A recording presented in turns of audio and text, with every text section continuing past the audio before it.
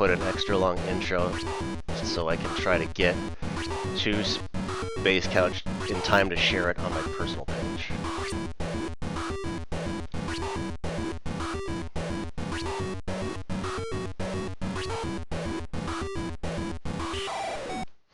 I remember when Gab was a side project.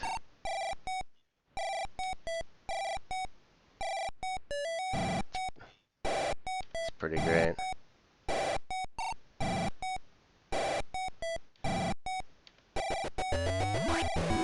Yeah.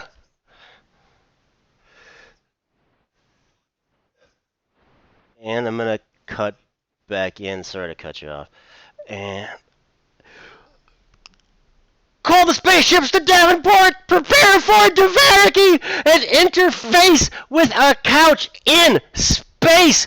What is going on, everybody? Okay. So, point of order one. I know I kind of breathe like Darth Vader, so I got a brand new headset mic.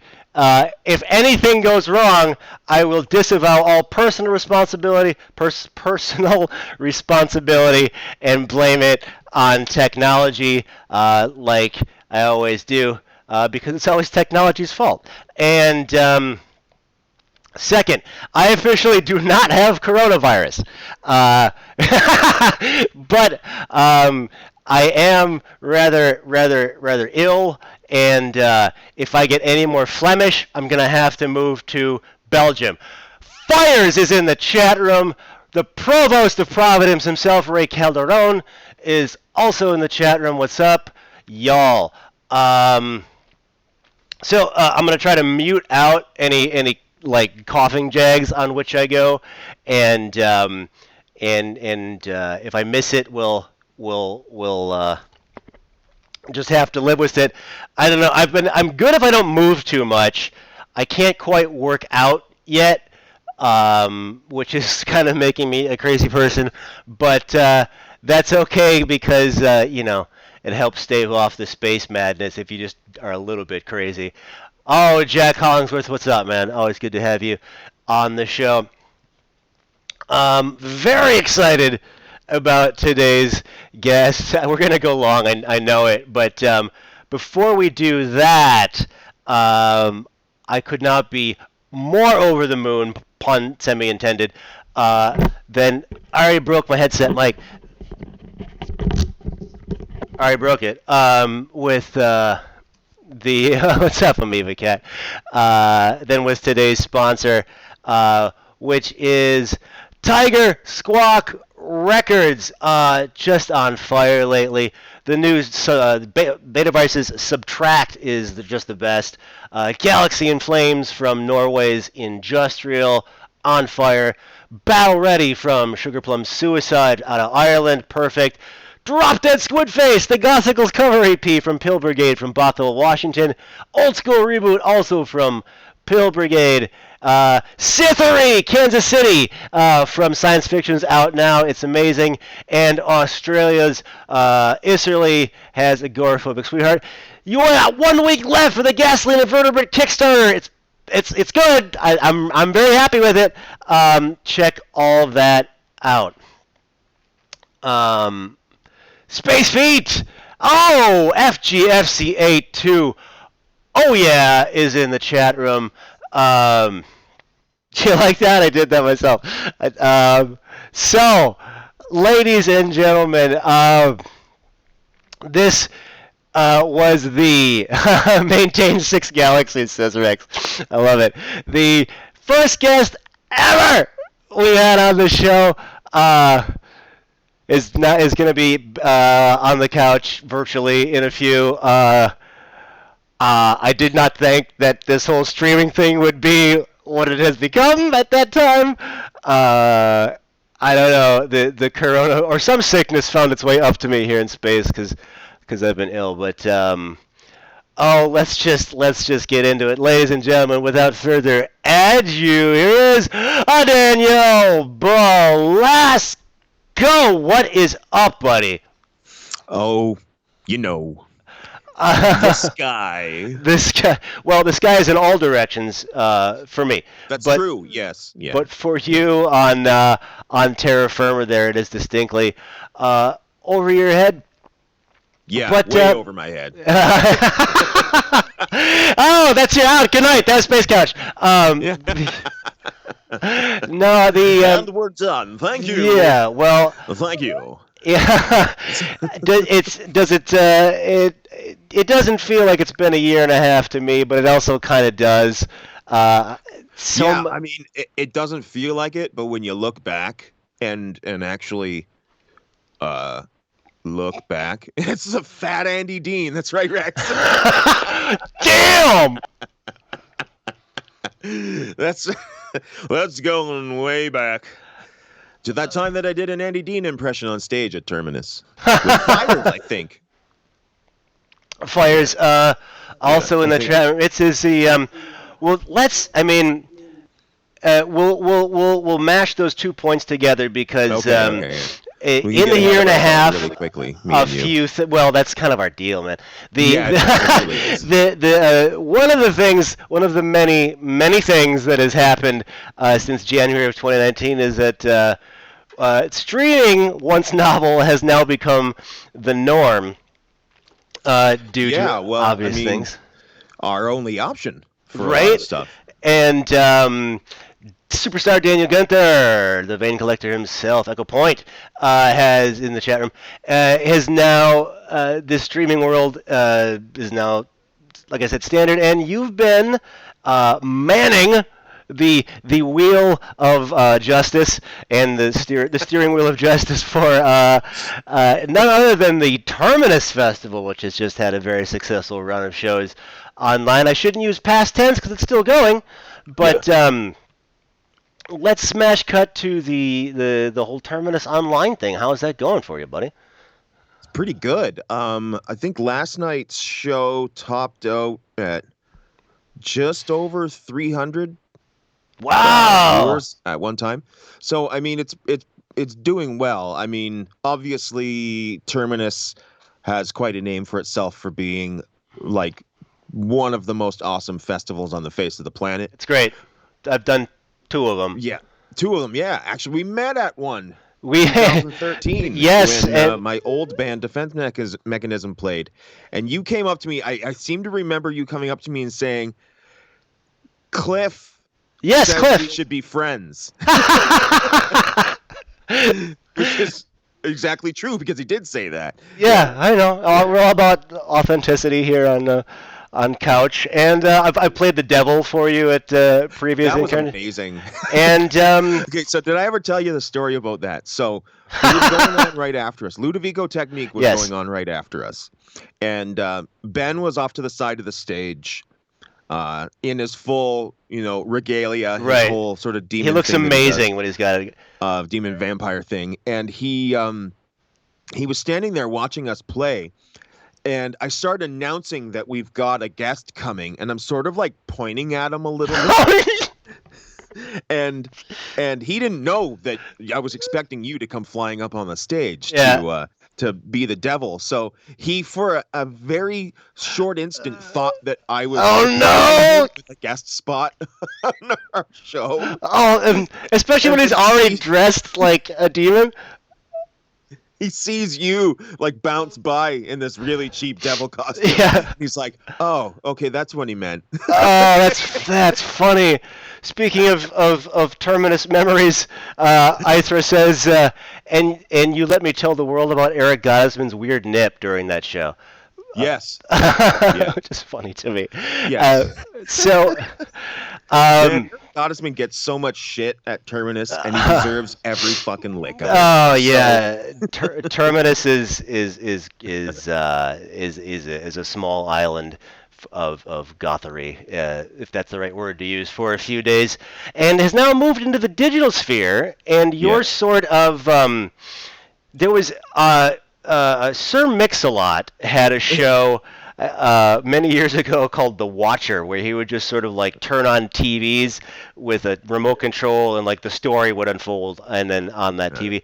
I feel like that's you now. Like you're sort of the architect of the Matrix, just kind of emceeing. Well, a little these bit, yeah. So, when Chris Hewitt, who obviously is big ups to Chris. the brains behind Terminus Festival, he, like a lot of people of his generation, don't really know much about streaming. I mean, even though him and I are in the same generation, but Yeah, what is he, like um, 80? so, No, and he's our obviously I've age. been doing streaming for a while, like not just during the coronavirus thing, You but were one of the before first, I've been man. doing some streaming stuff. And so he's like, I want to do a Terminus thing, but I don't know anything about streaming. And I said, don't worry, I'll take care of it. Because it's the least I can do for Chris, right? Like He's the best. him and Him Amber, and Amber, yeah. our family, basically. The And, Hitcher. Thank you, Rex. yeah. I got. So, so we so I gathered a group of ruffians, A ragtag group who thought they could make it on their own. ragtag crew of computer criminals. Yes. Um, Take down the government. yeah, namely Steve, my regular keyboard player, and our friend Sean, who goes by the really rad DJ name of Count Flacula. So good. Yeah, and so they put a whole server and everything together for their DJ nights that they do for their sub frequencies, which is a night based out of Toronto. And they basically just have let me use that as the hub that everyone else sends their streams to. And then I operate as essentially just a video switcher. And sort of a stage manager by telling people like what their set times are and all that stuff. Things that yeah, we are the ones that hacked Steve Nagabi. I wish I could take credit for that, but no one hacked him. He's just an asshole. And but anyway, so basically the three of us are essentially sort of teching and producing the whole thing for Chris. Okay. Because you're damn right. That's what we're going to do. That's pretty awesome. Man. So far, it's been awesome. I mean, the chat on the Twitch. Super positive. Just, it's amazing. I mean, you got Panic Lift up there just getting everyone to throw the emojis all over, and it just blows up. It's crazy. It's just so good. Yeah. So much fun. Like Steve said, he hasn't seen that much like crazy chatter and emoji sharing since like the IRC days. It's so, Yeah, my fiance made an MIRC joke. It's like I had the same thing with the Dark Side of the Con one, because Jet on this very show said that part of the reason he was shutting down the social network part of it was because people were so motherfucking negative. And then now I'm playing live, and it's like me doing my screechy thing or people doing whatever, and there's live commenting, and I'm like, what's this gonna be? And people were so positive on that, and then to see that reflected in Terminus was just the best. I'm very glad you brought up that chat room. People have been really great. Well, here's the thing that I think about that is that in a live chat on something that is grossly positive, people who have negative shit to say, there's no room for them. Totally. I mean, it's moving too fast that if they say something, it's just going to get lost anyways. And they are in the vast minority. They could say something like, "Oh, this guy sounds like a shithead" or something, and it's just going to get lost in 2 seconds. And they'll probably get attacked too. Right. So that's what I really love about it, is that it does show that in the immediacy of a live chat on a live event, there's no room for negative bullshit. Yeah, it's great. And I don't know how much you have in the way of band curation, but the online presence of Terminus is still doing something for me, which I liked about it in the meat space, which is blending bands I love and discovering new bands. Like I was watching you last night. And forgive my ignorance, but I did not know too much about Ghost Twin, but they were amazing. So and like a few Terminuses ago, I discovered like Wire Spine, but you weave in like the shivers or whatever that you're already familiar with, and so it's choice. Well, so Chris is responsible for all of the curation of the various acts Okay. that are playing because that's sort of his thing, and Chris has always had that, and he's sort of come under fire from some people a few times over the like, and we're talking like with actual Terminus festivals, Mm-hmm. that sometimes his selection of bands is a little too wide along the charts of dark Ew. music and stuff like that. But I think that's the point, right? Totally.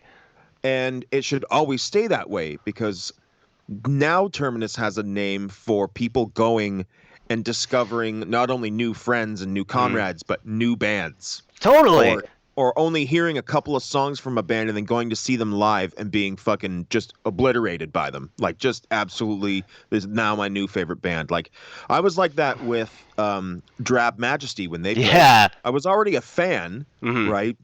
And mind you, they were sort of put in a strange spot because they were such a different dynamic sonically than the band before them and after them.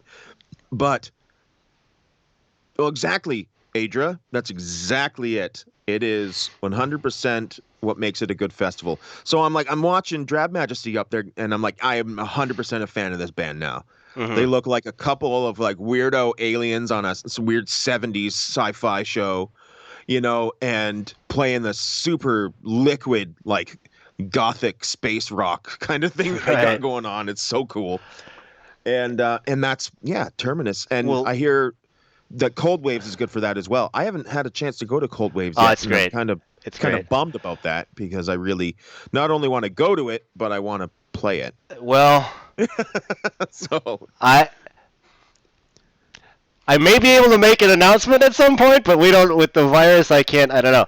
I want to, but Terminus is also great for the other end of the spectrum. Like you get new bands or bands you sort of know, but you can also sing along to like NS doing Disobedience that you've had memorized since high school. Like, dude, that was crazy. So to hear a whole place, every single person in that fucking club was singing Juke Joint Jezebel out. It's great, right? And it was amazing. It was absolutely like this is the song of our people. You know, at that point. Totally. The true professionalism of that too. Like, I mean, those guys have all been playing for ages, but the fact that like Raymond couldn't make it and they're just like, we'll go fucking do it anyways. Right. That was totally sort of like in vibe with Terminus as a festival. Is like, oh, don't worry. If somebody doesn't show up, we'll figure it out. Whatever, it's no big deal. Yeah, and dare I say, pretty motherfucking industrial in that like we've got kind of these pieces and we sort of know what this program does and we're just going to put it together and kind of make it work. Like this not even a construction pun, like very, very much in the spirit of industrial music, or synth pop or dark wave or whatever. Electronic music in general is built around troubleshooting. Yeah, it's very good. It really is. That's the point I was going for. You said it better. Yeah, if we want to use these instruments and this gear to make music, we better know our way around it. Right. Because, like people have seen with my sets at Terminus, something always goes wrong. Well, and we could do 3.5 shows on tech difficulty stories piece. And when we could do an entire set on Terminus Festival, but I gotta get back to you personally, because For the Mighty Boo is out. Yes. Yeah. So tell us about this. The quick of this is that a couple weeks ago we had to put my dog down. Yeah. She had lung cancer, and I, like a lot of dog owners, have a really strong connection to pets. They're a member of the family. Totally. And she was my best friend. She was my dog, and it's been very sad without her being around. And one of the sad things, unfortunately, is the veterinary bills were pretty high, not astronomical, but high enough that during right now when no one's really able to work too much, it took a huge financial toll out of me and my mom because we're the ones that paid for everything. And so we decided, I had a couple of songs sitting around, and we decided to put out a little EP to bring in some money to recover from Mm-hmm. that. And then anything past that is being donated to a local sort of animal Oh, shelter awesome. called the Lincoln County Humane Society. And they have a lot of dogs up for adoption and stuff. And right now is a good time to donate to animal shelters because not a lot of people are going out and adopting animals at Okay. the moment I because didn't they're even not think of going that. out at all. Yeah. Yeah, the So, stuff you don't. um, and the thing about For the Mighty Boo is it's a combination of efforts. It's my regular artist, Paul Sizer, and his wife, Jane. Jane actually drew uh, the caricature of my dog Boo because she draws dogs. So the two of them put their efforts together, which was awesome. I mean, Paul has not only designed all of the Glass Apple Bonzai albums, but he's been a friend for a long time too. And it also marks the first time I've ever recorded anything with my mom, which is That's hilarious. Because I've been wild. making for years and years, and obviously, I mean, my mom didn't grow up listening to synth pop or anything, Right. so so it's That's not really her thing. But what's up to our mutual friend Syrinx in Twitch, oh, and Syrinx, you're the best. I can't read your comments, but just know he that I just think says you're the two of best. our favorite people. So thanks, man. Yeah. I just wanted to jump in with that. I do apologize for delaying you, because you just had to you brought your mom into the studio to lay down some sick vocals. Yeah, we did a cover of "Sweet Dreams" by the Eurythmics. So, Awesome. which is actually one of my mom's favorite songs. So it Okay. wasn't too far of a stretch. I wasn't like, "Mom, sing synth pop for me." Right, Yeah. right. Uh, Well, we're gonna cut to a different cover. yeah, there's a few covers on there. Well, this is from Men Without Hats. Yeah, this is like my second favorite Men Without Hats song. "Where Do the Boys Go," which is sort of one of their lesser known ones, but it's such a banger. It's All such right. a good tune. Well, let's take a listen. I put you over the thing. Hold on.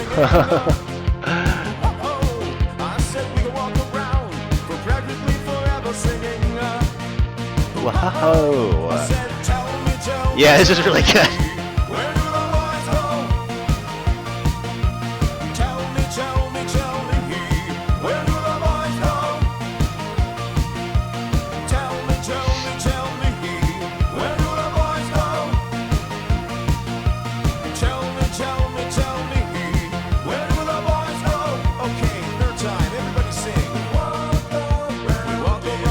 Your vocal layering is just second to none here, man.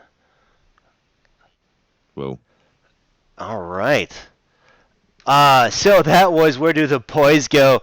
A little snippet of that. What is up to Lisa Miller and the Elder God of Providence, Matt Hawks. Yeah,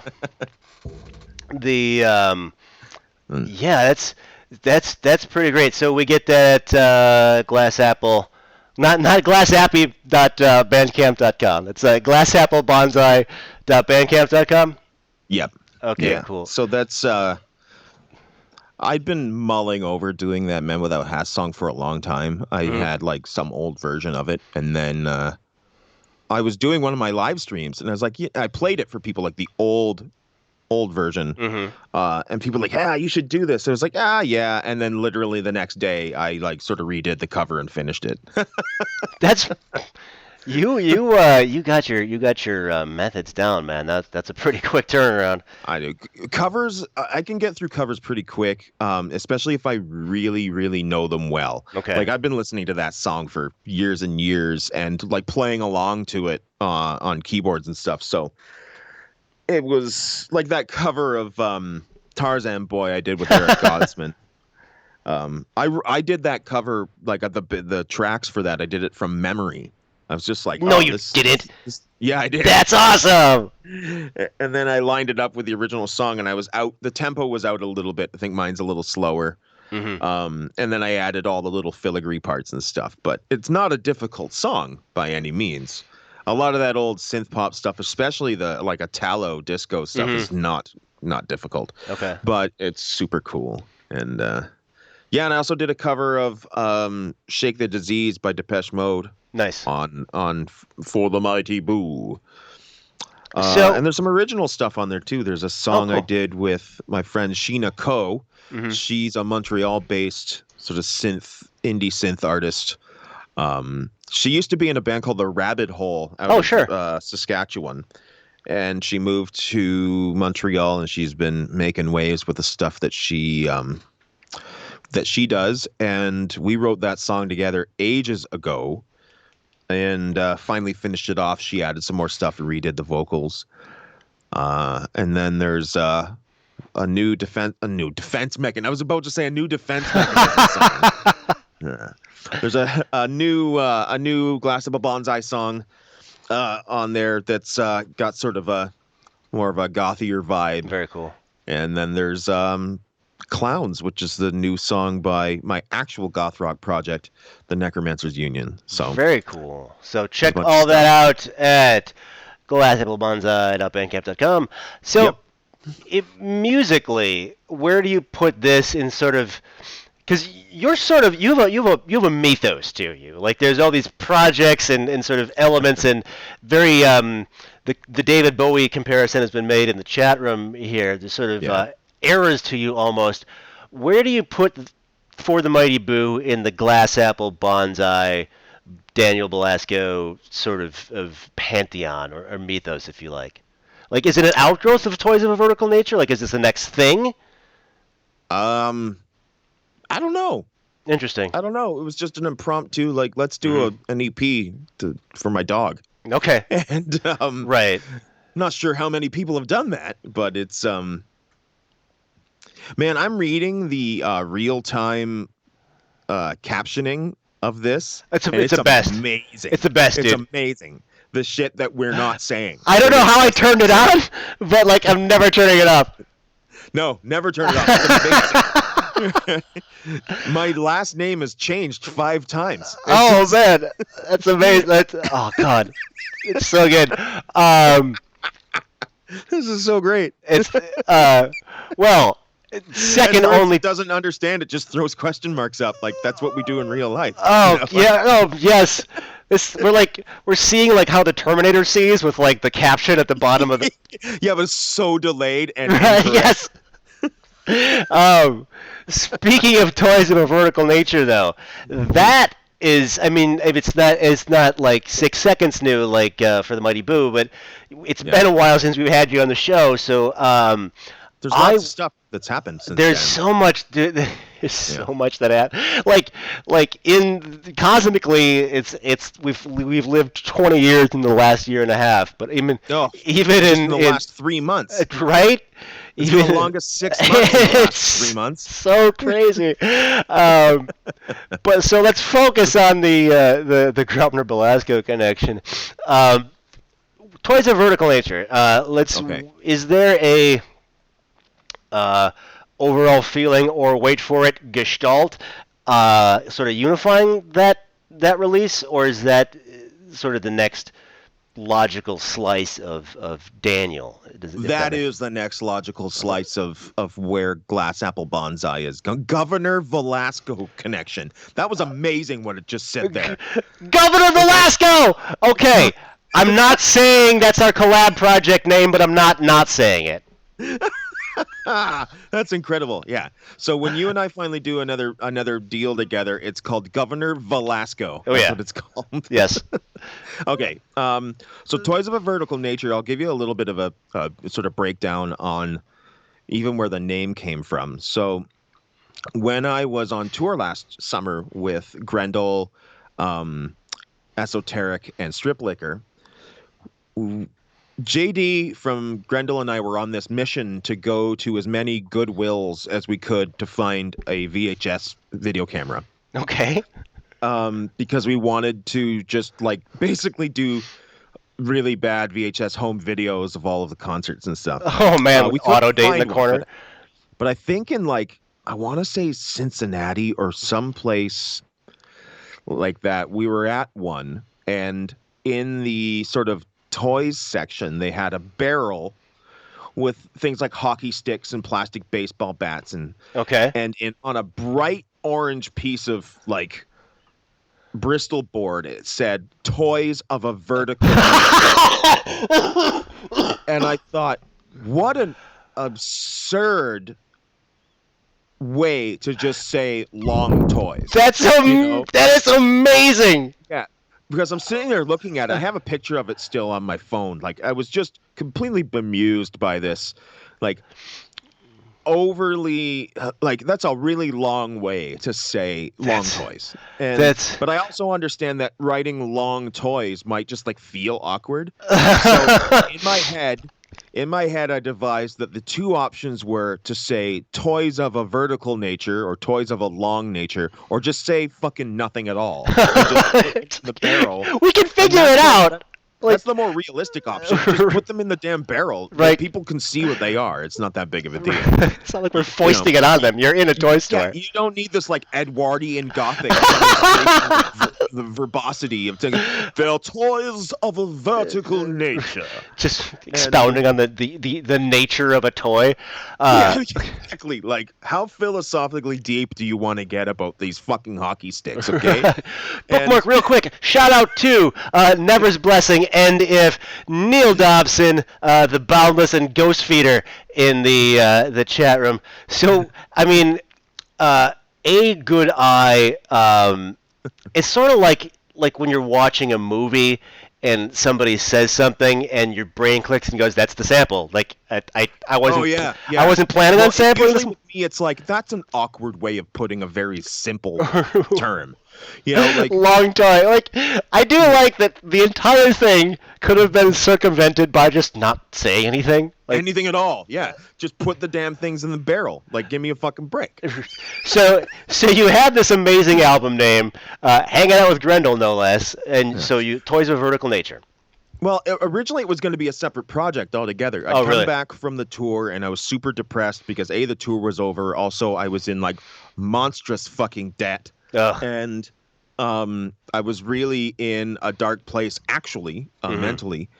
And I started writing new music, and it was coming out with a considerably less, synth brass pads level Glass Apple Bonzai, but it was still very much Gab. It wasn't really a separate project. It was just a different path that I was going down. So interesting.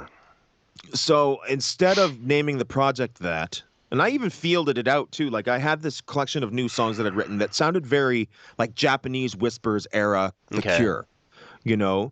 And I was sending stuff out to people, be like, "Hey, can you add some guitar to this? Like, this is a different project, blah blah blah blah." And then as I kept plugging along with it, I was just basically like, "No, these are Glass Apple Bonzai songs. They're just, I'm going somewhere else now. I've done the Devil album. I've done another like pretty thoroughly synthwave album. Now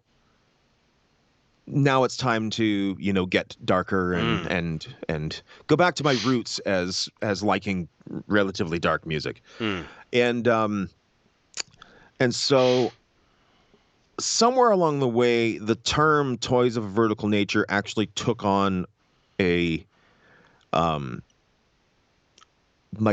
started to have a meaning to something that I was using to describe artists in general that were like upright, walking, living, breathing things, but were treated as a triviality. And so with that, then the lyrical content of the song Toys of Vertical Nature, which is basically outlining that if you feel like you don't belong anywhere and that nobody likes you and so on and so forth, that come and join the artists because nobody fucking likes us. Like we all have such strong social anxieties and things that we've gone through socially that we're all these toys of a vertical nature. We're all these like seen as trivial but standing on our own 2 feet, to put it simply. So I wrote the song about that to cover not only the artist community but anybody of the varying genders, and just anybody who's ever been treated legitimately as an outcast, hurt by people because of who they are. That was what this song. So anybody who's been treated terribly for being an individual, um, those people we are the toys of a vertical nature. So Damn, man. so it went from being this bullshit thing that I saw in a You got fucking that from hoodie hockey girl. sticks. Yeah, it went with bullshit philosophically deep hockey stick holder to to actually having a really. I do that a lot though. I find Yeah. terms that stand out to me that seem to have way more meaning, and then if I don't find that they have more meaning, I just ascribe meaning to it, Mm. right? To use it as a metaphor or whatever. Well, and you also touched on something, and we're totally going off script, but I mean, I think Of we knew that was course. going to happen. Yeah, Yeah. that's interesting to me. That's pretty particular to sort of what the I Die You Die guys call our thing, which is this song uh, my main band, or do I side project it? Like, there's this Well, spectrum that if it goes too much this way, okay, side project, but like I can keep it within like the rubber band elastic of Glass Apple or whatever. It. yeah. I think with this, it's like if you were to hear all of the other things that I sort of wrote at the same time, Mhm. um, that there's a cohesiveness to it all that makes it very uh, recognizably Glass Apple Bonzai. So, I Mhm. mean, listening to Toys of Vertical Nature, the song, and then the other things on that EP might kind of take it out of context a little bit, but the lyrical content is still very much in line with what I do Mm. as Gab. Vocally, it's obviously me. Mhm. And in terms of the synth sounds and all of that stuff that's used, it's all pretty much the same. So I did do a little bit of analyzing where I was like, is this really like Mhm. Glass Apple Bonsai or should this be something else? And then I'm looking at everything all at once on a whole and being like, no, it's Gab. Okay. It's just where I'm going now. Word. No, I dig And that. I I like might side stay there. projects too, but I dig that. Well, I mean, my side projects I'm trying to keep them vastly different. Mm. Like Razorback Hollow, you're not going to listen to that and be like, oh, that's a Glass Apple Bonsai song. You're going to Mhm. listen to that and be like, okay, he's obviously doing something intentionally Mm. completely different at this point. The same with the Necromancer's Union stuff. I mean, what sets it all apart is that it's guitar, bass, and drums. Mm. It's not a synth pop act at all. So those things are my three main channels of music. And the Toys of a Vertical Nature stuff didn't go far enough to Razorback Hollow or far enough Mm. to the Necromancer's Union, like in that level of difference. It was just Word. all the same Interesting. No. Gab stuff. It's just a little darker, a little more serious. But I mean, I'm working towards what'll be my fifth album, Nice, man. and so it should be different, right? Totally Like, right. yeah. Now And that's available on a GoFundMe. yeah, well, I do. Okay, so every time that Bandcamp does that amazing thing where they negate their own Mhm. cut and give all of the money to the artists, I open up Toys of Vertical Nature EP on Bandcamp at that point because I do want people to have it, but I also want my Patreon subscribers and my GoFundMe contributors to have something exclusive, which that is. But I've actually asked those people if they were cool with me making it available every once in a while. And of course, everybody's super rad about Yeah. it, right? They're like, yeah, man, go ahead. No, no, it's awesome. Mhm. Yeah. Bring in as much as you can, because my fans are fucking killer. They're awesome people. Um, so, and the response to that, like me making it available has been really awesome because people will go in a mad rush and get it. Yeah. And then when it goes back to so I don't take it out of Bandcamp. I just list it as being for sale for $1,000.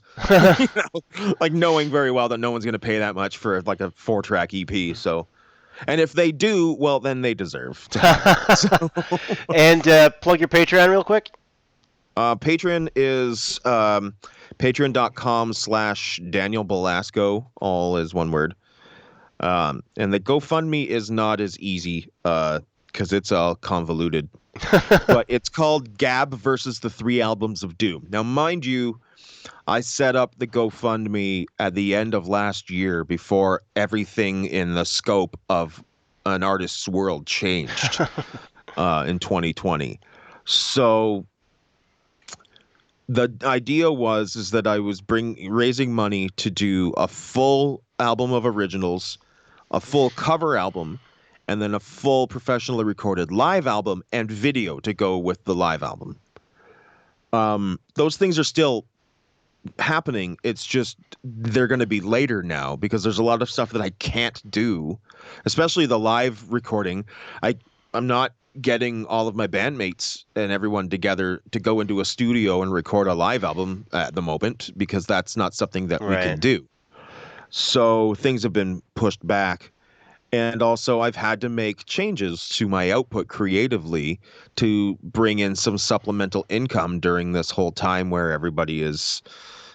I mean, like I mean, that was going to be my next question: is how's the whole coronavirus affecting you? So you're even more singular than you were before. Like you can't. So here's the funny thing. At the end of last year, in a bout of destitution, because I was so in debt from the tour and like really stressed out about everything, I made the decision that in 2020, Glass Apple Bonzai wasn't going to book any shows or tours or anything like that. Okay.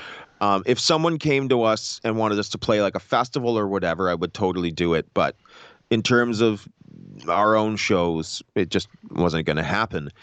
But then I thought about it for a little while, like over the Christmas holidays and stuff. And then early in the year, I started actually getting show offers, which is the hilarious irony of the whole thing. Same thing happened to me too. Is that you say you're not going to do it, and everyone's like, hey, you want to do a show? So I said, you know what? Fuck it. I can't retire from playing shows for a year. That's stupid. It's not going to happen. You know. And so I started booking shows, and then this happened. Yep. And everything changed. And I thought, well, isn't that fucking dandy? Mm-hmm. You know, I say that I'm not going to play any shows for the year. Then I change that and start booking shows. And then the world is like, hey, guess what, asshole? You're not playing shows. Yeah, I'm trying to get so many flights refunded or rescheduled. I'm lucky that I didn't have anything big like that booked. Like we were, another big thing that was going to happen this year is that I was going to move. I'm still going to move to Calgary. I just don't know when that's going to happen because everything has changed. But the whole plan is that I was going to move to Calgary in June and then be there for Terminus. And obviously, if I'm in Calgary during Terminus, one of my 9,000 projects is going to play a show. So Chris Hewitt has told me that he now knows that he has no control over my involvement in Terminus Festival. Right? If I'm there, I'm going to be playing.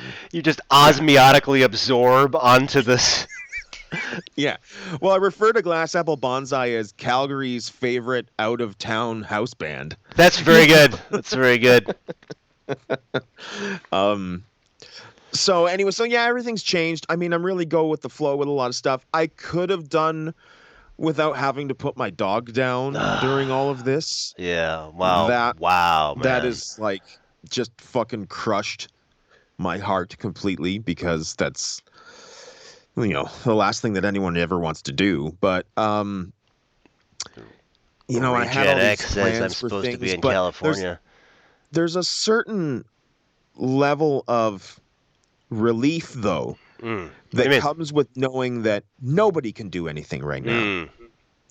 Because you're sitting there going like, oh, fuck, like, I can't do these shows. But then you're also talking with your friends and they can't do any shows. Yeah. And no one can do anything. And none of us know exactly when we're going to be able to start doing things again.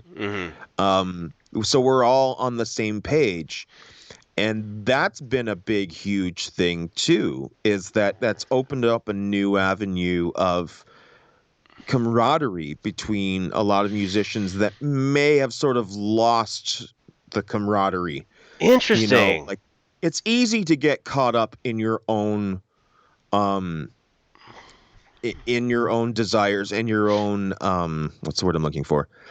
In yourself Mm. as a musician, as a band, it's easy to to get caught up in the things that you're trying to achieve and sort of like forget that everybody else is in it with you Mm. essentially. And then something like this happens and it shows very clearly that you are not alone in this struggle at all as a musician, as an Mm. artist, as a performer in any way, shape, or form. That all of us are all getting punched repeatedly in the face right now. Yeah. And to put it so diligently. But so with that, there's been a lot of things like, you know, um, talking about streaming, there's been a Mhm. lot of information sharing freely. Yeah. You know, people coming to me and saying, hey, man, can you help me set up streaming? Mhm. And you realize that within the digital realm there is a bit of a hierarchy that you could take advantage of that situation and be like, no, I'm not going to teach you, Right. figure it out for yourself. I already know how to do it. Right. I've been streaming for years and so on and so forth. You learn it yourself.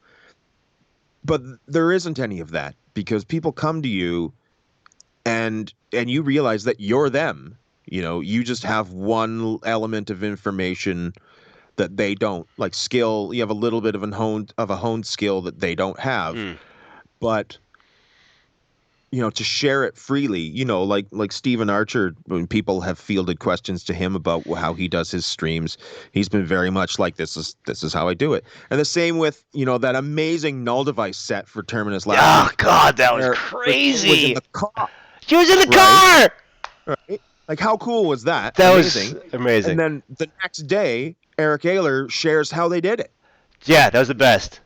And that's that sort of hacker ethic That's with the great. whole thing, is that we're all a bunch of people that have been figuring out how to make music using the instruments and the gear that we do. Yeah. Um, and we're sort of like inherently open source about it, Well, you know? not only that, like, okay, you could be like, I'm Daniel Belasco. I stream video games and talk, and my voice sounds like sex, and I can just fucking hoard all this information I want, Yeah. or I can help people with it, and now you fucking traffic cop Terminus. Like, you leveled up. It's pretty great. Hey, man, like, the worst thing that I can ever feel is useless. Like, I hate feeling useless, especially in situations where like a bunch of people are feeling like helpless and useless. Hmm.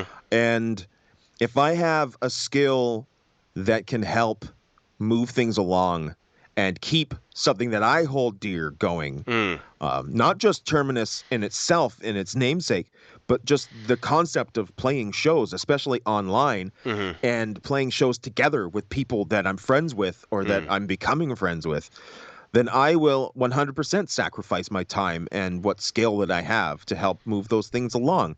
I feel almost like, not like it's my duty, because I could just honestly as easily say, "No, sorry, man, can't do it." But Right. well, one thing, what else am I doing? I mean, I still do my own live streams. I'm still working on my own music. I'm still playing Ratchet and Clank games on my PS3. Woo. I still fit all of that stuff in.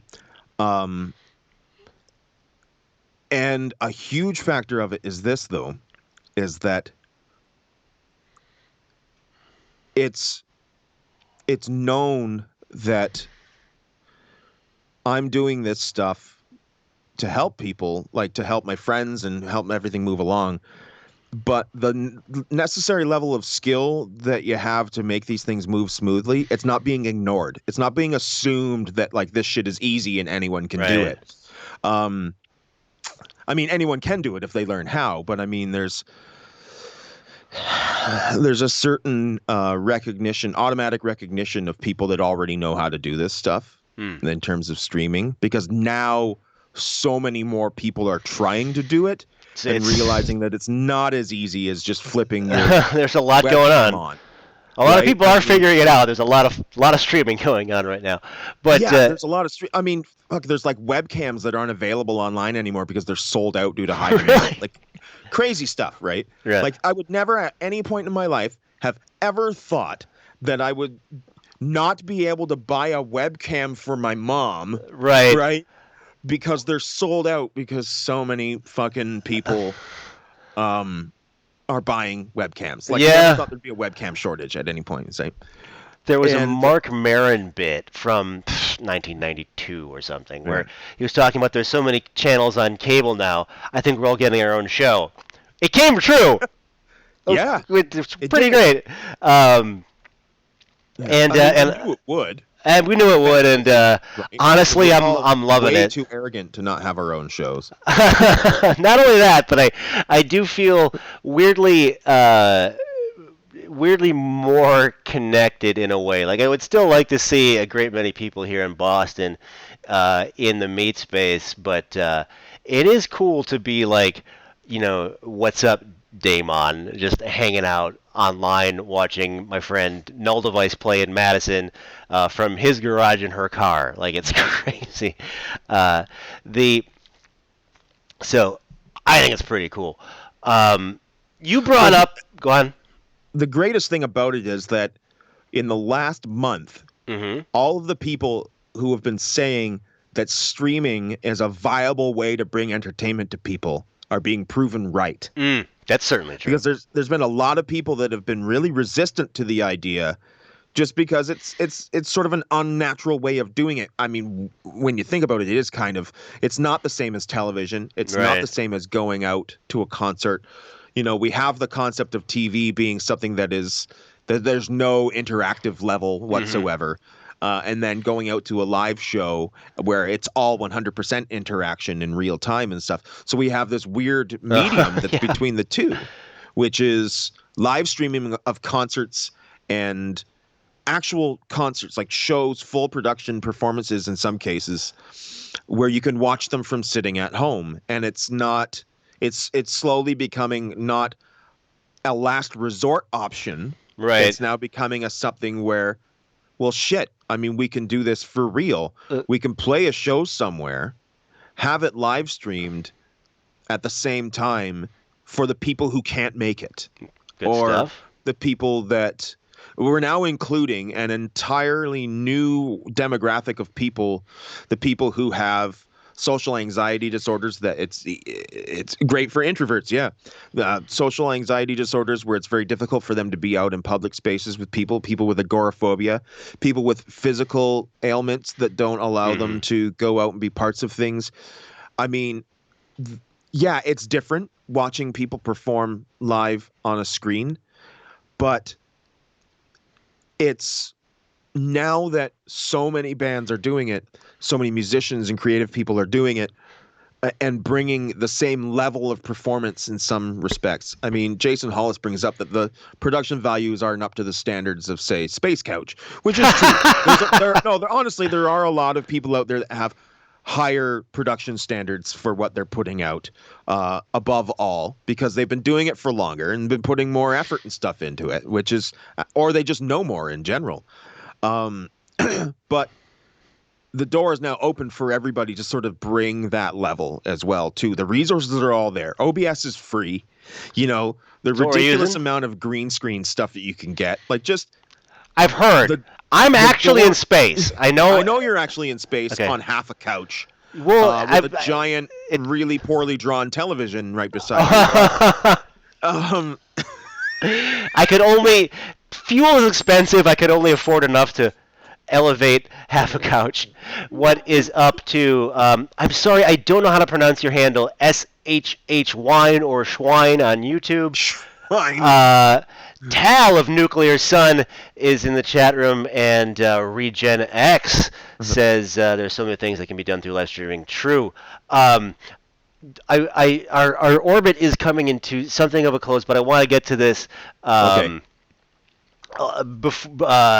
because you brought up Ratchet and Clank, and I want to see if we can design the hypothetical Glass Apple Bonzai video game. Is it like a Tetris thing where there's like bonsais and apples that you have to like lock, or are you like flying around the skies of Calgary in like a spaceship called the Terminus, or are there shiny little brains coming at you?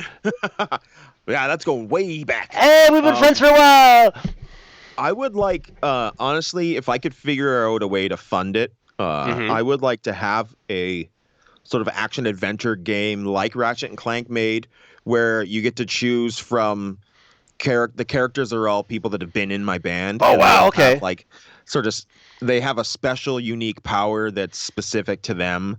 Like Steve attacks people with a keytar, like shoots lasers out with Yeah. a There's guitar. dreads attack people, or like Yeah. he can somehow like launch a negative dream, or Or his dreadlocks are like porcupine spines that yes. just shoots them at people. Like really like fun stuff like that. And just like running around. I guess I don't know what the enemies would be Can a power up possibly. turn you into the devil? Well, sure, that Yeah. would Okay. be so. It would be like a cross between Ratchet and Clank and Cuphead, Yes. right? But it would be 100% like ridiculous, over the top 80s everything. Okay. Like you'd be walking down a dark street called Fascination Street, Yes. and like it'd be nothing but like Can tech noir clubs and like can it intersect goth with bars Detonation and stuff. Boulevard? Um, Yes. Okay. Yeah. We in the oh Grim Life of Hack and Slash says that would make a dope game. Dre of Noisebox says how many planets? Well, there's going to be a DLC component. I mean, it just keeps going. obviously, yeah. Like your inventory is called Toys of a Vertical Nature, and you can select between like a hockey stick and like a Nerf bat. Yes. Yes. Yeah, you only get stuff that I saw in that barrel at Goodwill in like Cincinnati or whatever. So it would be like two yellow plastic baseball bats. Mhm. Um, Maybe like those Joss can those come are out to what like I only assist. get. Those are my weapons. I only get to use the toys of Okay, vertical okay, nature. that's your Yeah. character can only use the Toys of a Steve Vertical gets Nature. a laser keytar. Okay, My and friend Larry, who's played with me a few times, uh-huh. Larry doesn't need a weapon. He just is fucking too cool. He just walks through and people move out of his way. Like that's Nice. And like in like some of the Marvel Capcom games, like you could have, like Captain Marvel come out and do like an assist move real quick. Like could you have Yeah. like hit a button and like Strip Licker comes out and like throws an elbow or something like that?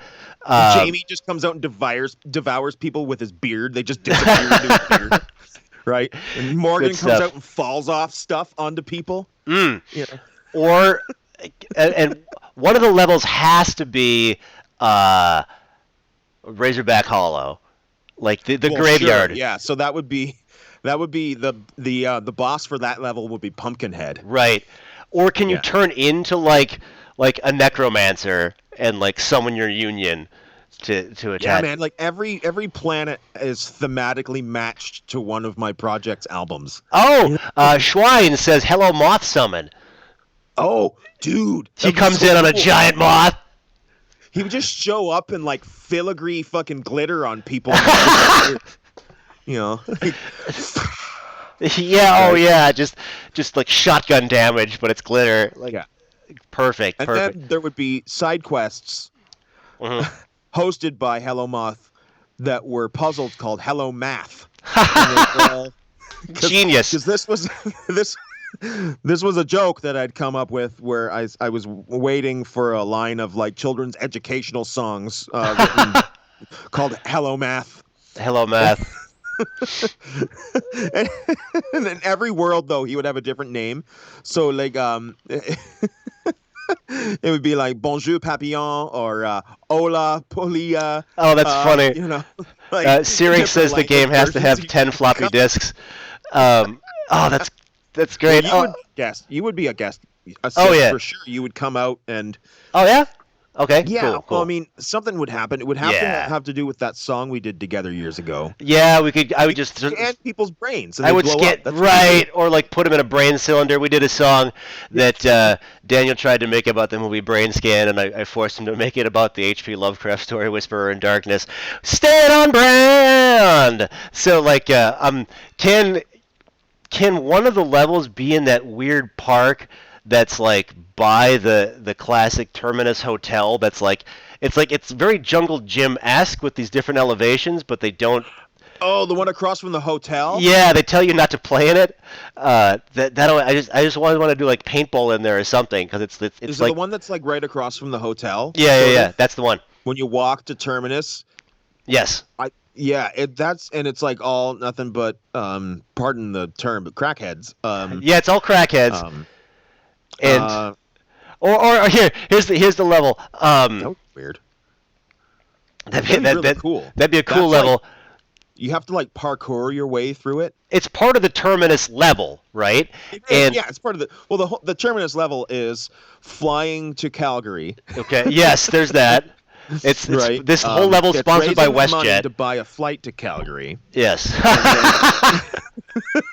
Flying there, making your way through the Calgary airport. and there's got to be a part of that. Fighting the Yeah, okay, customs. so instead of fighting actual people, you have to fight the urges to do certain things. This game's getting existential. Yeah, you like have to fight the urge to immediately go to the Palomino and have ribs. Right. Like like just all of this stuff that you do while you're in Calgary. And you also go there at the same time as the Calgary Stampede. That would be like the added, like, because remember the first time that, well, when we met in 2013, yeah. They had all that flooding. Do you remember that? Yes. Oh man, I'd forgotten about that. Yeah, like Chris and Amber are picking us up from the airport, and we're driving past these like lakes. Just Yeah, it was nuts. Well, people who were going to Terminus that year actually were going to some parts of the city and helping really people. Yeah, it was really Terminus cool. crowd. Look at you.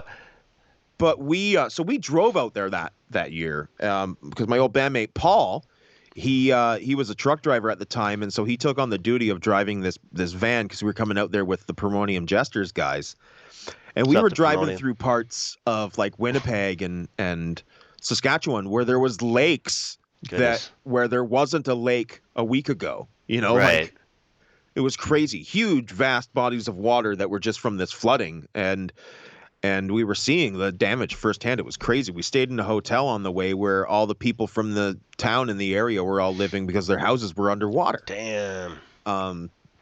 So it was wild, but I just remember it. So that would have to be like in a true sort of like weird Sim City way while you're in Calgary doing this like 15-part level of Terminus. One of the levels is massive flooding. Yes.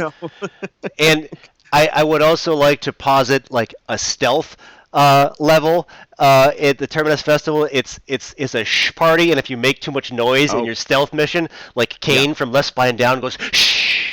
Like or Scott Fox. Yes. Or yeah. Yeah. And the bosses at that level are the concierge and the stuff from the hotel from the Sandman. Yeah, everybody's on your side, but like you got to that will make sense if you ever go to Terminus. And if you piss off too many of them, they amalgamate to make like a super Mater D or something. Like that. That's his name. That's his name, Mater D. Yeah. Oh, that's good. Okay. All right, so man, I want to play this game. Yeah, I wish it existed. Many talented people watch Space Couch. I know we're good on music. If you do any sort of programming, get at us. We will make Glass Apple Bonzai the Commodore 64 game, or Ratchet and Clank platformer. Please. That'd be great. Yeah. I knew we were going to go long, but we should bring this flying couch back in. So we find Toys of a Vertical Nature on Patreon, GoFundMe, occasionally Bandcamp. For the Mighty Boo on Bandcamp now. Catch Daniel masterminding the digital flow of Terminus Festival. Isolation. That is twitch.tv/Dickens YCC? YYC. YYC. Yeah. Listen to him, not me. And oh no, Searing says 20 load gab 20 run, or 10 load gab 20 run. A reference to the track we did a while back. Oh God, that was so fucking nerdy. It was really, yay, staying on brand. The anything you want to throw out to the wonderful Space Couchketeers or closing thoughts you may otherwise have. Stay safe, everybody. Don't buy into the hype that everything's gonna open up and be safe within the next couple of weeks, because just keep with the it's not social distance. Keep with the physical distancing for a while. Be wary. Watch out for assholes. Mm-hmm. And literal when or in doubt, otherwise. be Batman. Oh, that was the best closer we've had in a while. What a doubt, be Batman. We will be back next Sunday, same time, with Unit Code Machine. So check that out, and hopefully I'll be healthy, and we'll just stop hanging around the house eating. Okay. I'll continue doing that for you. Oh God damn! I wanna start a new like Space Couch spin-off called like Space Love Seat, where it's just you, so we could just go on tangents for days. But that has not yet happened. Daniel, thank you so much for coming back to Space Couch. Thank you, Brian. And we are ending credits. So for some reason, I was able to get you on here. I can't figure out why it's not showing you on the music video, but we can talk over the ending credits. You can use the code Space Couch for 20% off at thegospels.bandcamp.com. All right, cool. I'm gonna go set up 9,000 more projects, and we'll. I'll burp into the mic. Hire the twitter.com/coffee shits. Oh, thanks, man. I didn't think anybody ever watched Coffee Shits, but no, I gotta get back on Coffee Shits. I'm gonna go take one. I'll see you in a second, dude. Yeah, all right.